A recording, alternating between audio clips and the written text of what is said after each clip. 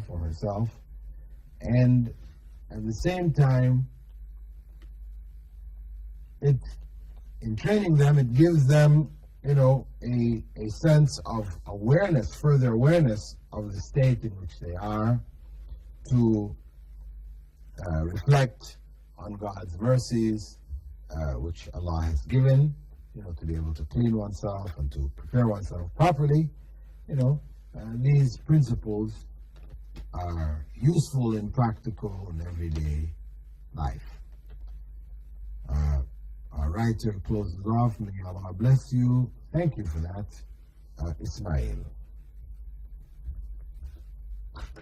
The next question which we have, also from Sharjah, but the writer is originally from India.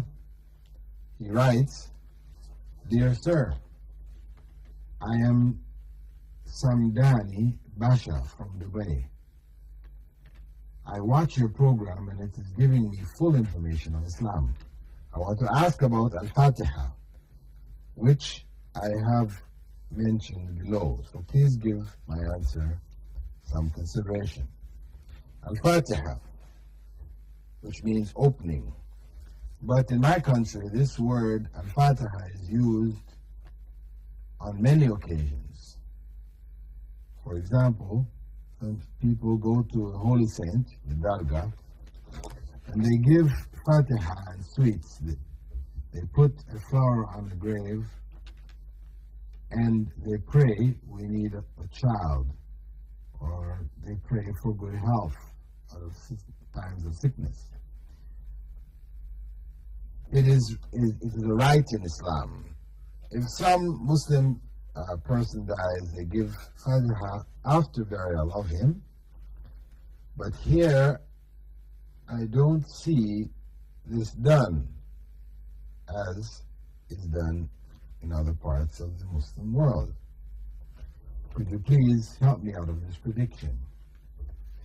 Well, the question, which is regarding the use of Fatiha, at graves of the saints, because we said, of course, that the whole issue of sainthood in Islam is out the door.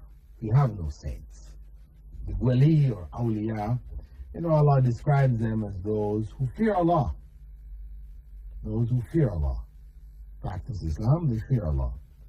So, the issue of dedicating Fatiha at the graves of some of the saints, this is not a part of Islam at all. Also, the person mentions, this is Samdani, mentions that people will come to the grave of the saint, the shrine of the saint, so-called saint, and then recite Surah Al-Fatiha, and then they pray for some need which they have, meaning they're offering of Fatiha to the dead, and then they ask the dead, for some things which they need. Of course, this is all considered to be shirk from Islam's point of view.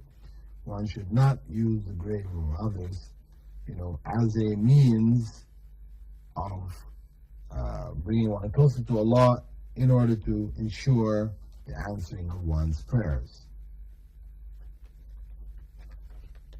So be very careful about the use of Fatiha. And there are specific places in which it's used. It has a place. Allah has given it us in the Quran. It's the second chapter of the Quran. Well, actually, it's only the first chapter. It's called the opening chapter, and it's the first. And it teaches the basic way, the etiquette of worshiping God. So beware of this common practice, which is of using the Fatiha for all occasions, saying it, reciting it over and over and over again. Now that basically concludes our written letters for today. Now, there are some questions, as I mentioned earlier, which have come to me by fax. So what I will do here is I will answer a few of the questions which have come to me on the fax machine. The person faxed me, they're faxing from Sharjah or Ajman. This is 06 number. They haven't given their name, and of course there's no requirement that you do give your name. To Dr. Bilal Phillips, I would like to get clear on some questions. If you know or could help me in answering them, I would greatly appreciate it. Question 1. The innovation of new technologies such as aeroplanes, etc., and of medical science, which is created and discovered by humans, how would one describe Allah's role in this? For example, airplanes created by humans, which has made life so easy and globalized the world. How could we describe this in the context of Islam? Because without this technology, life would have been extremely difficult, which are created by men. And you could say even the cause or the cure of many diseases which are available today.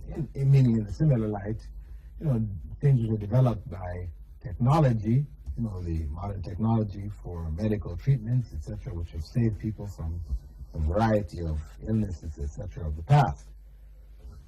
How does Islam look at these issues? Well, first and foremost, Islam is not against technology.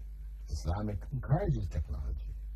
If we look at the history of the world when Europe was in a state of what they refer to as the Dark Ages, a period where the church had closed in on science and the scientists had to break away. Secularism rose in that fight against the church's stranglehold on the minds of scholars, etc., etc. We have nothing like that in Islam. The great scholars of science, of medicine, etc. These were, for the most part, they were good Muslims. There's no problem of separation between being a Muslim and being a good scientist.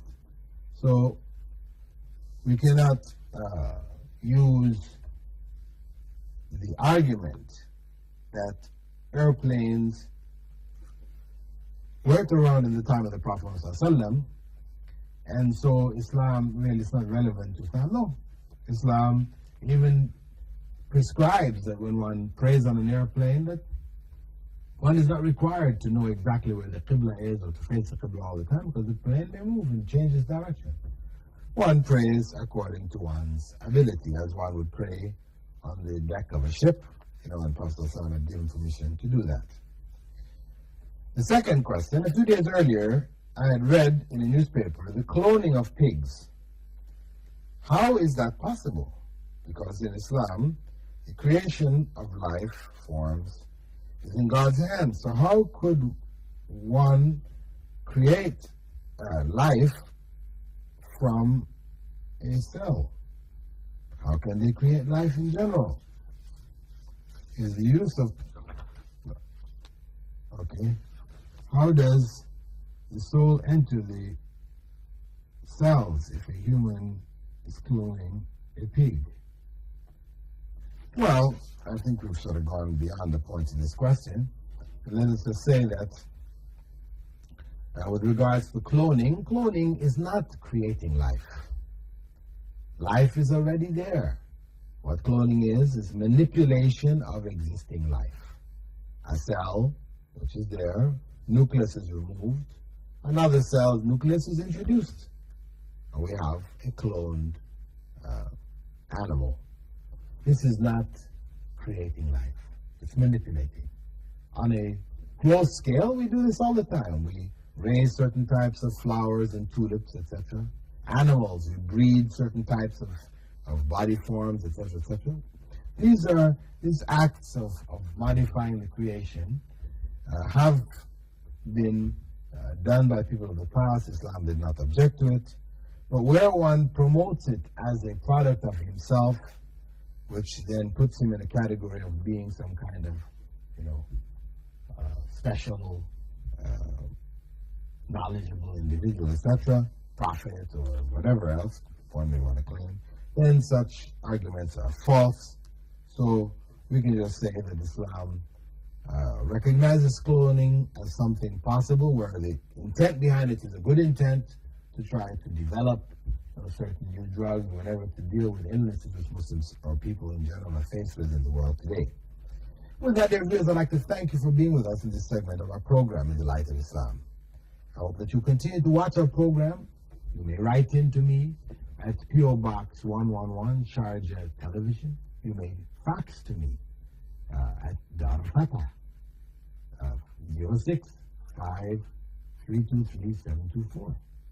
Or you may call me at my office there in Sharjah at 06-533-9864. Or you may call me and others at the Islamic Information Center, known as Discover Islam, there in Dubai, in Karama, at 04-396-2190.